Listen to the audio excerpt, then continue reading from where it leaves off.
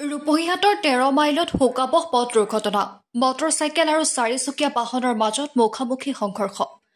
দুৰ্ঘটনাত আহত মটৰচাইকেল আৰোহী নগাঁও নলতলি ৰাজ্যিক ঘাইপথৰ 13 মাইলত দুৰ্ঘটনাত পতিত হয় দুৰ্ঘটনাগ্ৰস্ত চাৰিচকীয়া বাহনখনৰ নম্বৰ হৈছে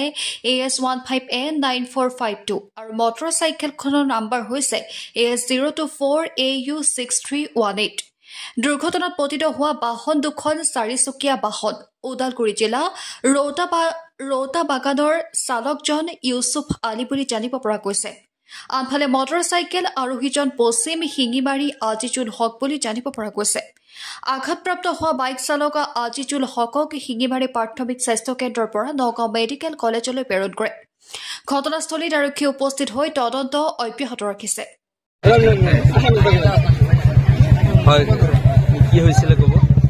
আমি ইফালে পৰা আহি আছিলো মাজত আহি মাৰি দিছে আমি গাড়ী ৰখাৰ পিছত মাৰি দিছে মাৰি দি কিনে কি হৈছে আপুনি কোন ফালৰ পৰা আহি আছিল আমি ইফালে পৰা আপুনি ক'ত যাব ওলাইছিল আমি লাওখোৱা ৰূপহীৰ ফালৰ পৰা আহি আছে ৰূপহীৰ পৰা আহি আছে এনে আপোনাৰ ঘৰ আমাৰ ওদালগুৰি ডিষ্ট্ৰিক্ট কি গাড়ী আমাৰ I10 আপুনি চলাইছিল নে নাই আমাৰ ড্ৰাইভাৰ কেইজন আহত হৈছিল আমাৰ পোৱালীকেইটা দুখ পাইছে আমি একো হোৱা নাই আৰু বাইকত কেইজন আছিল বাইকত অকলে হেমলেট নাছিল একো নাছিল ডাইৰেক্ট আমাক ৰং চাইডত আহি মাৰি দিছে বাইকটো কোনফালে আহি আছিল ইফালৰ পৰা আহি আছিল আমি ইফালৰ পৰা মানে লাওখোৱাৰ পৰা নগাঁও অভিমুখে নগাঁও ফালে আহি আছে আৰু আপোনাৰখন আমাৰ ইফালৰ পৰা নগাঁৱৰ পৰা লাওখোৱা যাই আছে লাওখোৱা অভিমুখে